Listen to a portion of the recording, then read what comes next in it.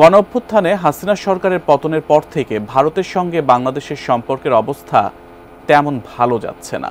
এর মধ্যে ভারতের পক্ষ থেকে বাংলাদেশের বিভিন্ন অভ্যন্তরীণ বিষয়ে হস্তক্ষেপের চেষ্টা করা হয়েছে। আর এখন আবার মাথাচাড়া দিয়েছে বাংলাদেশ ভারত সীমান্ত নিয়ে বিতর্ক। গত সোমবার বিজিবি এক সংবাদ বিজ্ঞপ্তিতে জানায় যে তারা ভারতের দখল করা ভূখণ্ড উদ্ধার করেছে।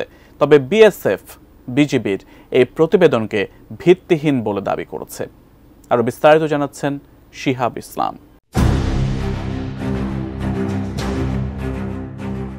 ঝিনাইদহের মহেশপুর উপজেলার সীমান্তবর্তী কোদলা নদী নিয়ে শুরু হয়েছে তীব্র বিতর্ক। বাংলাদেশ ও ভারতীয় সীমান্তরক্ষী বাহিনী বিজেপি এবং বিএসএফ একে অপরের বিরুদ্ধে পাল্টাপাল্টি দাবি করেছে। বিজেপি দাবি করেছে ভারতীয় দখল থেকে ৫ কিলোমিটার লম্বা ভূখণ্ড উদ্ধার করেছে তারা, কিন্তু বিএসএফ এ দাবি পুরোপুরি অস্বীকার করেছে।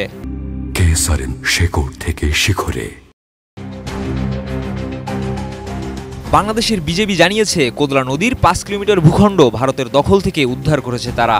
বিজেপির ভাষ্য, এই এলাকাটি বাংলাদেশের সীমান্তে অবস্থিত এবং দীর্ঘদিন ধরে ভারতীয় সীমান্তরক্ষী বাহিনী বিএসএফ এখানে অবৈধ আধিপত্য বিস্তার করে রেখেছিল।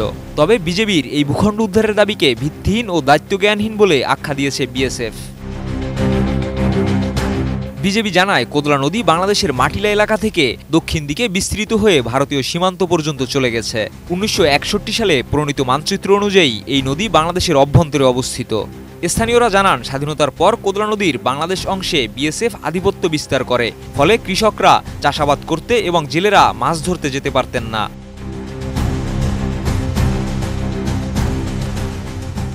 মহেশপুর ৫৮ বিজিবির অধিনায়ক লেফটেন্যান্ট কর্নেল শাহ মোহাম্মদ আজিজুস শহীদ জানান, আমরা সাহসিকতার সঙ্গে কোদলা নদী নিজেদের নিয়ন্ত্রণে আনার কাজ শুরু করি এবং এখন এই এলাকায় টহল বাড়ানো হয়েছে। তবে ভারতের বিএসএফ দাবি করেছে এই এলাকা ভারতের অংশ এবং আন্তর্জাতিক সীমান্ত কোদলা নদী বরাবর স্পষ্টভাবে চিহ্নিত করা রয়েছে।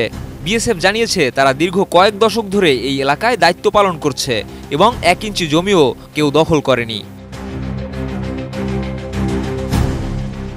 বিএসএফ এবং বিজেপি যথাক্রমে নদীর উভয় পাশে তাদের দায়িত্ব পালন করছে। বিএসএফ আরও দাবি করছে এই এলাকায় চোরাচালান মোকাবেলায় তারা কঠোর পদক্ষেপ নিয়েছে, যা সীমান্ত অনুপ্রবেশ কমাতে সহায়তা করেছে। তাছাড়া বিএসএফ আরও জানায়, ভারতের ১ ইঞ্চি জমিও দখল করতে পারেনি বিজেপি এবং কোনো বাহিনীও অবৈধভাবে দখল করার চেষ্টা করতে পারবে না।